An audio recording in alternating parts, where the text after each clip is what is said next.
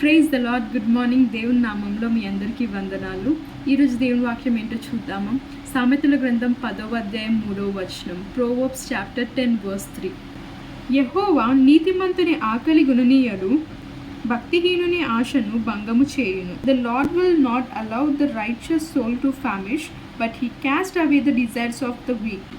హల్లెలూయా. చూసారు కదండి దేవుడు మాట్లాడిన మాట. అబ్రహం జీవితం మనం చూసినట్లయితే అబ్రహం దేవుణ్ణి తన కుమారుడు కావాలని ఎంతగానో ప్రార్థిస్తాడు, ఎంతగానో మొరపెడతాడు.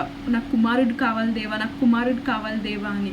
కానీ ఒక పాయింట్లో హోప్ వదిలేసుకుంటాడు. కానీ దేవుడు ఏం చేస్తాడు? ఆయన నీతిమంతుడు. అబ్రహం నీతిమంతుడు. అబ్రహం అడిగినది ఏది కూడా ఇవ్వకుండా లేడంట, ఇంకా అత్యధికంగా దేవుడు ఇచ్చాడంట. అబ్రహం జనులకు తండ్రిగా అబ్రహంని చేస్తాడు. అవును, ఈరోజు నువ్వు కూడా అదే సిచ్యువేషన్లో ఉన్నావేమో, భయపడుతున్నావేమో.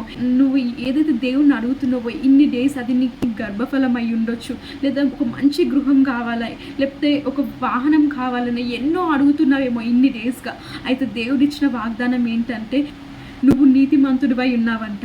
ఆయన నీ ఆకలి తీర్చకుండా ఉండడంట. నువ్వు అడిగిన ప్రతిదీ కూడా అది నువ్వు అడిగిందే కాకుండా ఇంకా అత్యధికంగా, అవును నువ్వు ఊహించిన దానికన్నా గొప్పగా దేవుని ఆశీర్వదించబోతున్నట్ట. నువ్వు అనుకోవచ్చు, అరే నేను నీతిమంతుడిని కదా, నా ఆశలు ఎందుకు నెరవేరబడట్లేవు, నా చుట్టూ ఉన్న వారు అవును ఎంతో వీక్గా ఉన్నారు, ఎంతో దేవునికి అగెయిన్స్ట్గా ఉన్నారు, కానీ వాళ్ళ జీవితంలో ఎన్నో కార్యాలు జరుగుతున్నాయి, నా జీవితంలో ఎందుకు జరగట్లేవు అని. కానీ దేవుడు ఇచ్చిన వాగ్దానం ఏంటంటే ఈరోజు నీ జీవితాన్ని మార్చబోతున్నాడంట. నువ్వు అడిగిన వాటికన్నా ఇంకా గొప్పగా దేవుడు ఇవ్వబోతున్నాడంట.